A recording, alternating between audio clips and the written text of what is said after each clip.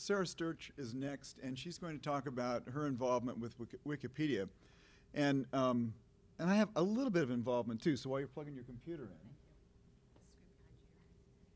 One of the things that became obvious in the 80s when we were doing the Save Outdoor Sculpture in the United States project. And this was a project for conservators and agencies throughout the states to gather up local volunteers, train them to do sort of condition and cataloging surveys, and literally go out and catalog every work of sculpture in their communities.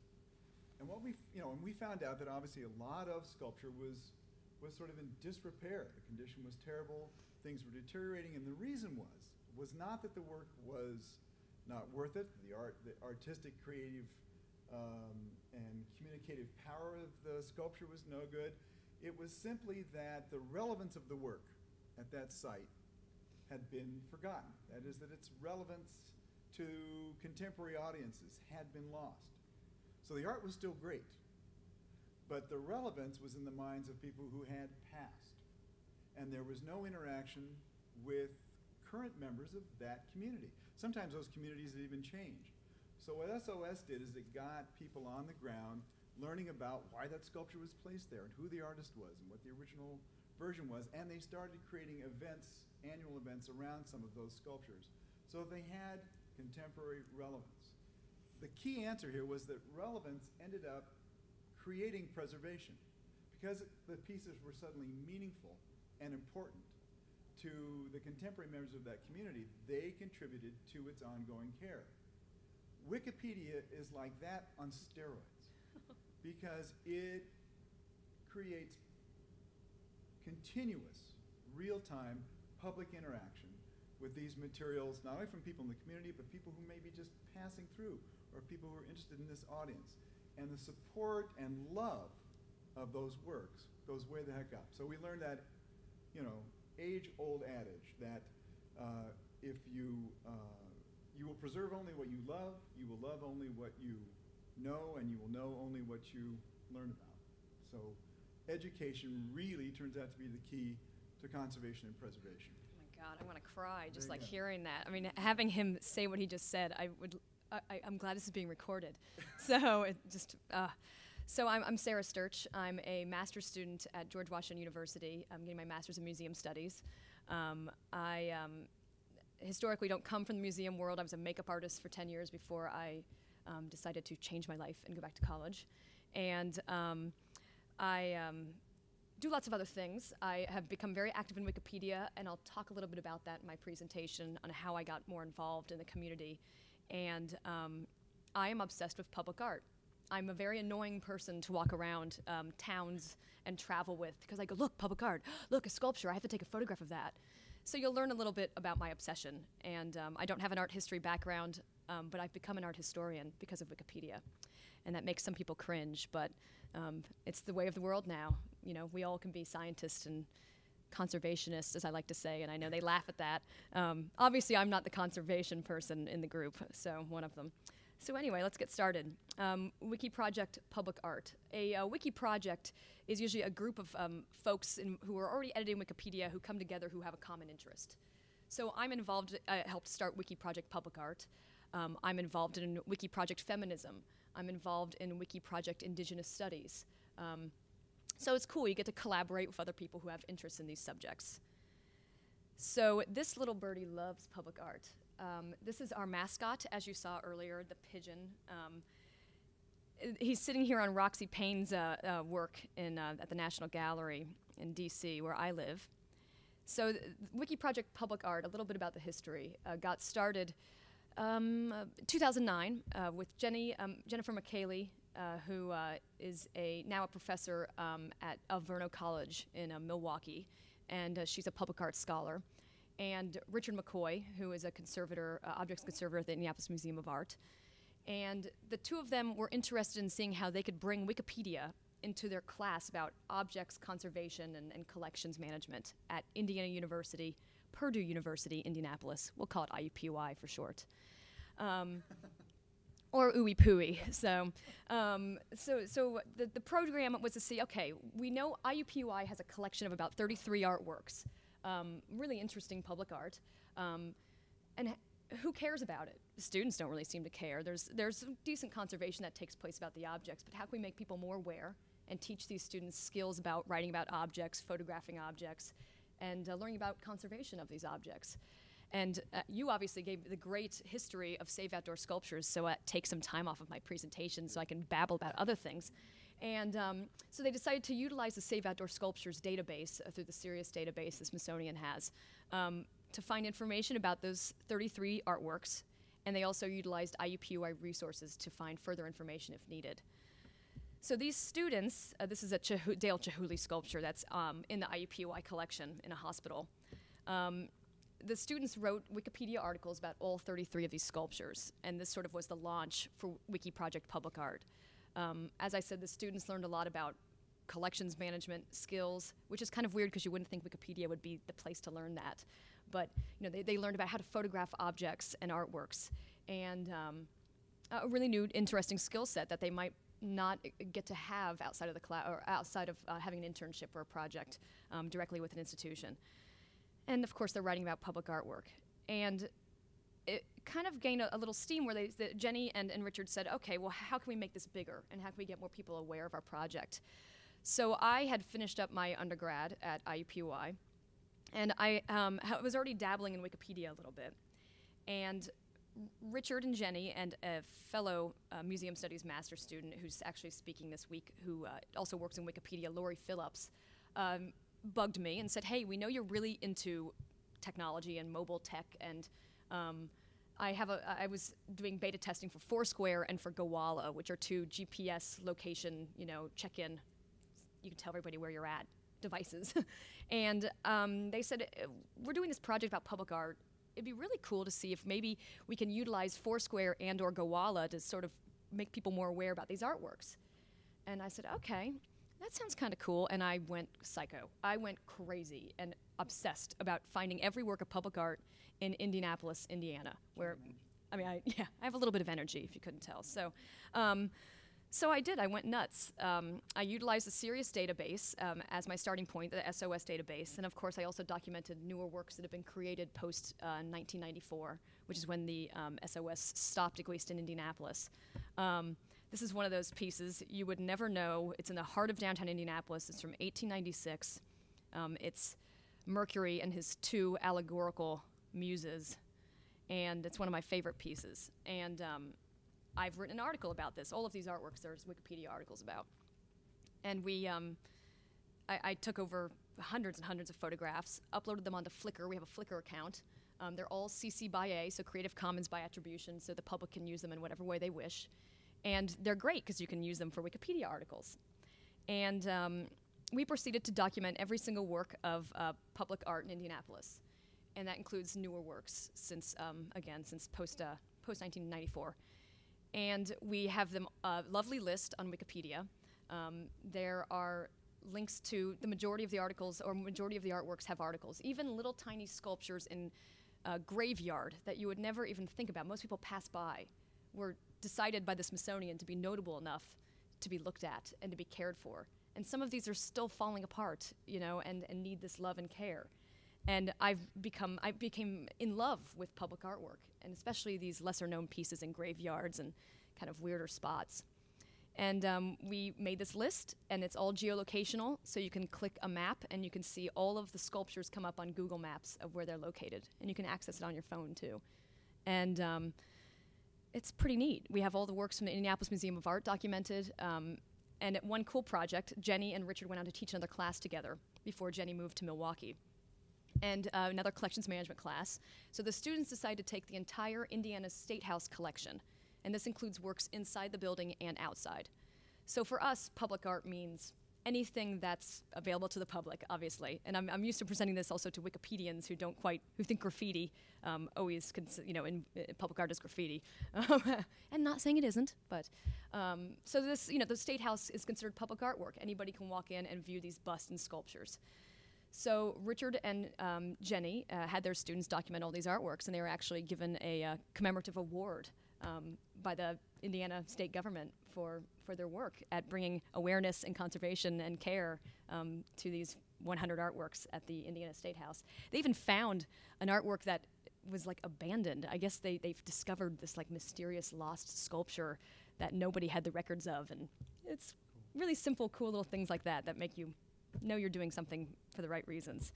So I decided to go to grad school in Washington, D.C., and I decided to start taking a look at other options and other places regarding public artwork. So I started to create a list when I was still living in Indianapolis, and I swear I have a life. But when I'm at home on a Monday night, I started to take a look at public art in Washington, D.C. And as we know, there's a lot of public art there. There's over 700 public artworks in the District of Columbia.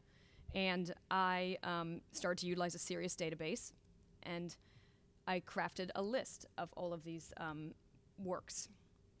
This is, pardon me for going backwards, but this is one of the pieces from the Indiana State House. It's actually a workers' memorial that you'd never even know it was there. It's very, very cool. And then here's De Suervo, The Calling. This is in Milwaukee. We now have a task force for Milwaukee since Jenny moved there. And she teaches at a women's college. And one really cool thing is that, one sad thing is Wikipedia's contributors, only 9% are women. So Jenny single-handedly has been able to get hundreds of women to start contributing to Wikipedia about art. So it's like a double whammy. I love it. And this is one of my favorites. So back to Washington, D.C. This is Tony Smith, who is one of my passions in public art. This is at the Hirshhorn. And I started documenting the Washington, D.C. works at home in Indianapolis.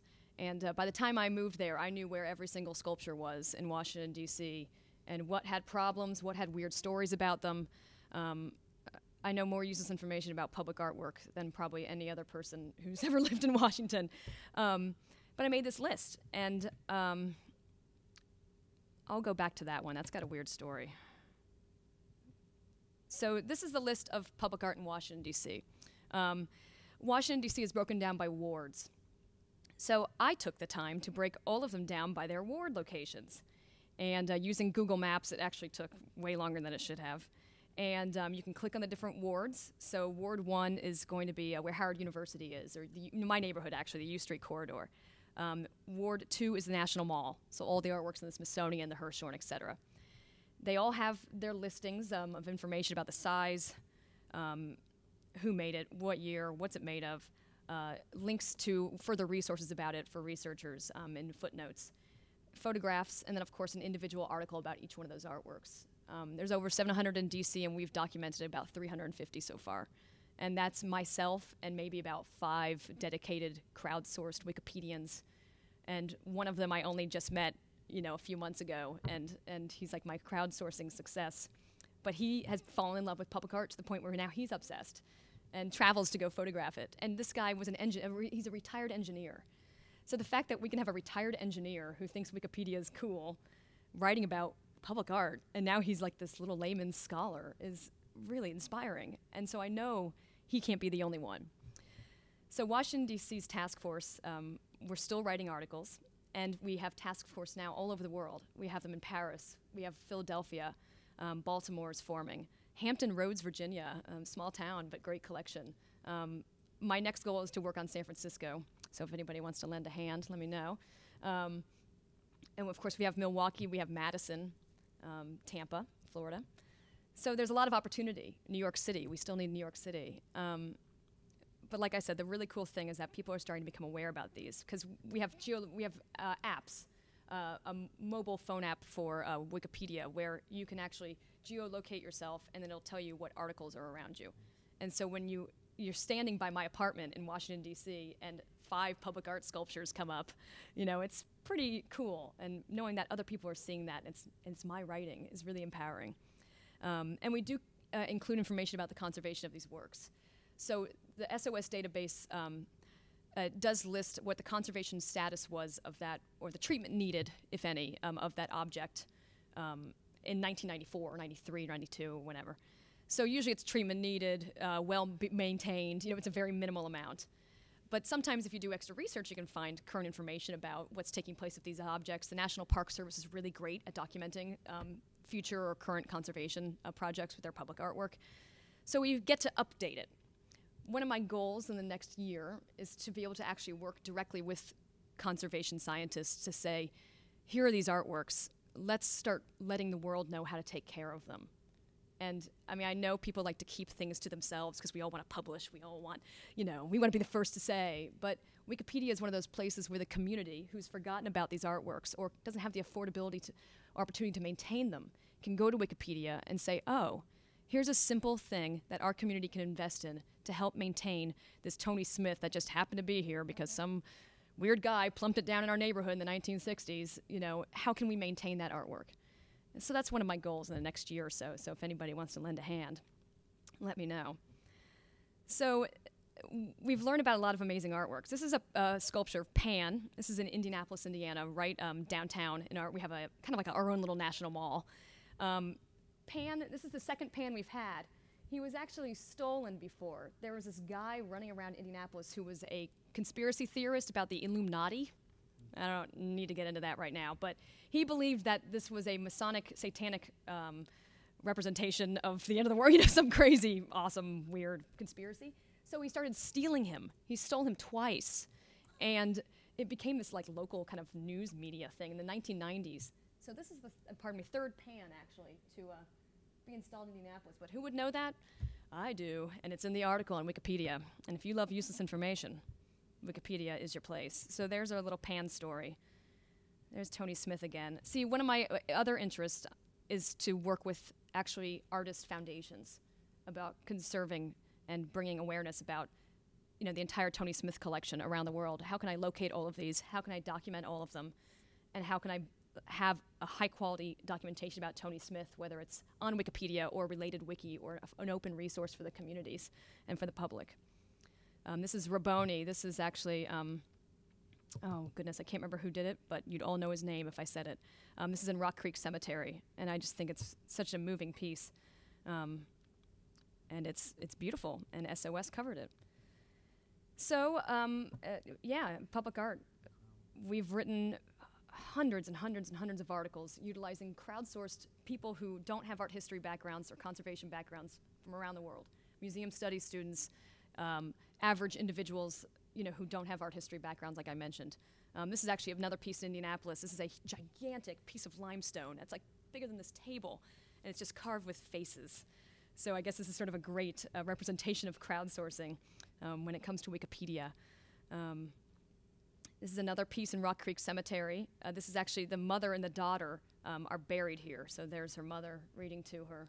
A lot of sad stories. And of course, Indianapolis. We all know, if you don't know what this is, then you probably love Sculpture by Robert Indiana, who has a wonderful article, of course, about it.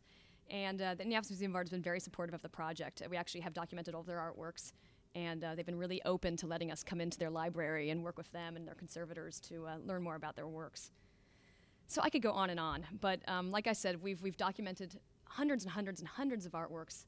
I hope to document more. I hope to get more professionals involved in the project, because without the knowledge of the professionals within the community, we can't improve on the awareness. And yeah, so there we go. Thank you. And that's my Twitter. I Twitter a lot if you want to stop by and say hi to me on Twitter. So, yeah.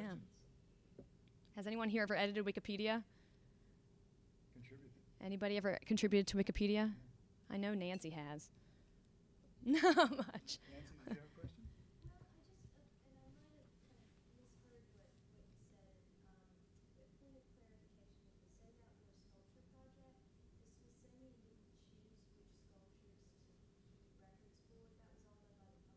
Oh, I didn't know that, actually. So,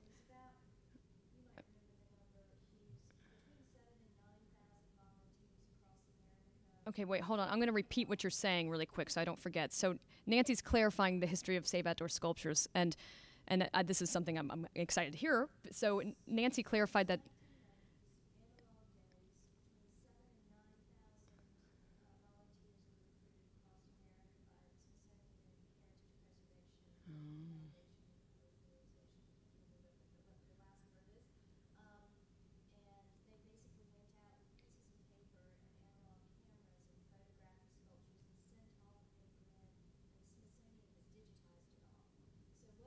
Hmm. Yeah. Well, isn't it interesting? So Nancy just, gave me the real story behind Safe Outdoor Sculptures. The Wikipedia article is terrible about it, by the way, so we need to document this so I can have it in the article. But she basically said, the public chose what artworks to cover, not the Smithsonian. And then the Smithsonian took the documentation and digitized it. I do know there was a Girl Scout patch, and I would like one, even though I was never a Girl Scout. So if you can hook me up, let me know. But yeah, I mean, and she just said, this is sort of a old school form of crowdsourcing where the public got to go out and say, these weird gravestones and this interesting sculpture, these deserve to be remembered and listed. And I guess we're sort of doing that now when I go out and choose new artworks to be documented. Very cool, very cool. Yeah. Oh, she was on an SOS team.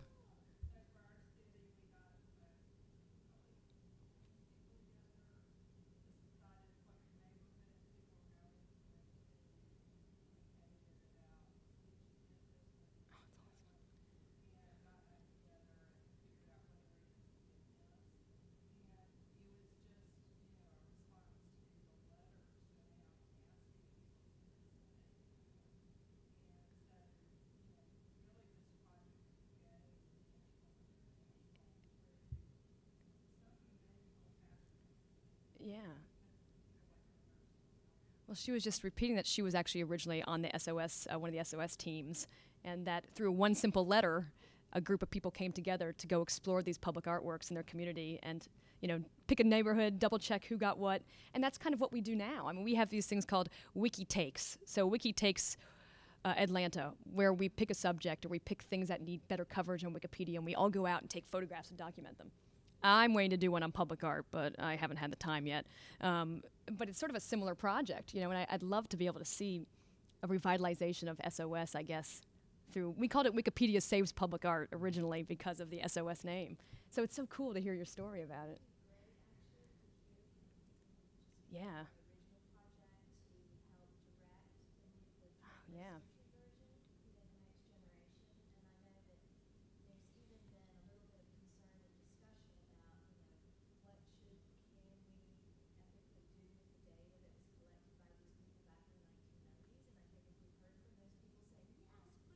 Mm-hmm. Yeah, Nancy just mentioned that, how can we work with the original volunteers? And we've tried to work with a couple, but they had other things going on. And so it's been tough to try to find people who are still have interest, I guess you could say. But one of our big conflicts we've ran into, at least in regards to contributing to Wikipedia, and I could go on and on about policies, but we have to avoid, of course, we don't want to infringe on copyright. And there's been discussion, the Smithsonian walks that weird line of what's free and what's not, what's federally created, what isn't. And the Save Outdoor Sculpture, since it's all created by volunteers, whose permission do we have to publish that work? Or cut and paste it, basically, because it's federal work? Or your photographs that you took, are those public domain or aren't they? Oh, they did sign over copyright. See, I need this documentation, so this is awesome. It depends on the state. And it depends on the state. Some states did, and some states forgot. See, I don't know all this history, so. We didn't want to turn over copyright. It's just that some people forgot to get permissions. Wow. Well, this is exciting. I know I'd love to talk more, and if anybody wants to get involved. How many people can imagine, now that it's possible to GPS locate everything and have it live on the web, say on a mobile device. How many people are envisioning games right about now? Anybody besides me? No, I wanted to see a mobile app related about public art, or letting people, you know what I'm saying. We're preaching to the gospel around here, but. I think